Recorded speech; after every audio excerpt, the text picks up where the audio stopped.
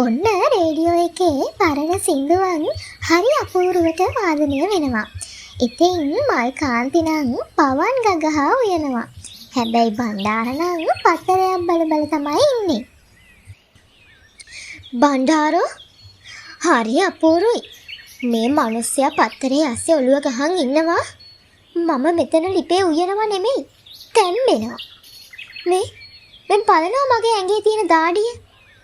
අනේ ඇත්තමයි මට නම් දැන් මේ සුමේ ඇති වෙලා. ඉතින් නෝනේ ඉර පායන එක මට නතර කරන්න බෑනේ. ඕකට තමයි කියන්නේ ගෝලීය උණුසුම කියලා. මේ පත්තරේ දාලා තිබ්බා.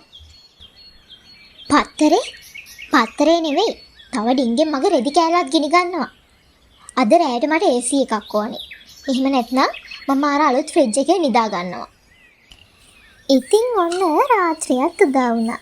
හැබැයි බණ්ඩාර නම් AC එකක් ගෙනාවේ නැහැ. ඉතින් මෙයා හරි අපූර්ව වැඩක් කළා. ඒ තමයි ගෙදර තියෙන ජනෙල් දොරවල් හැම එකක්ම මෙයා ඇරලා දැම්මා.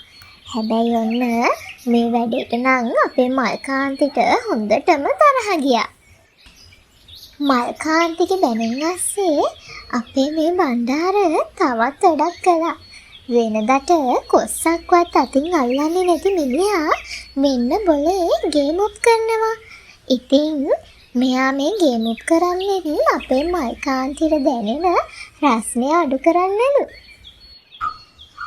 හම්මේ ගේම් ඔප් කළා නම් පුදුම අමාරුයි නෝනේ. මේ බලන්නකො මේ පොළොවට අඩියක් තියලා.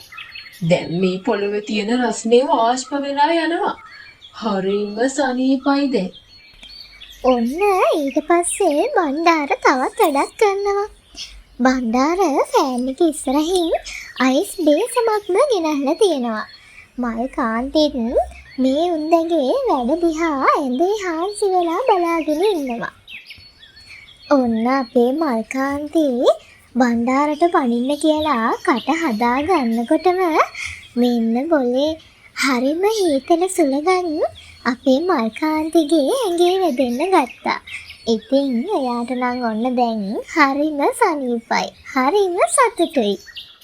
හම්බෝ බණ්ඩාර මේක නම් මාර සනීපයි යන්නේ. නුවරඑළිය ගියා වගේ. ඔන්න ඉතින් අපේ බණ්ඩාර වියදම් කරගන්නේ නැතුවම ගෙදරදීම AC එකක් හදාගත්තා. ඉතින් එදා ඉඳන් බණ්ඩාරගේ නෝනා මල්කාන්ති බණ්ඩාරට හරිම ආදරෙන් කතා කළාලු.